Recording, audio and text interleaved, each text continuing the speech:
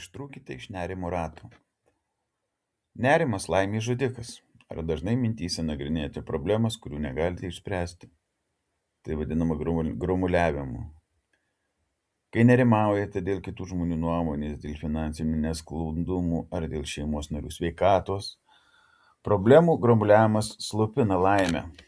Blogiausia, jog tada dažniausiai jaučiamės esą neteisūs, tarsi spręstume problemas, bet iš tiesų tai yra spąstai.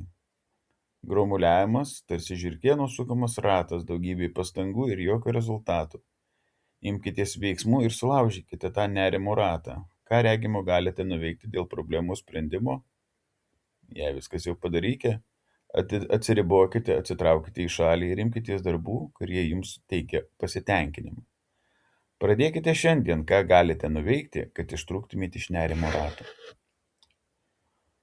Mes galime tapti arba apgailėtini, arba stiprūs. Darbo reikės įdėti tiek pat. Karlosas Kastaneda.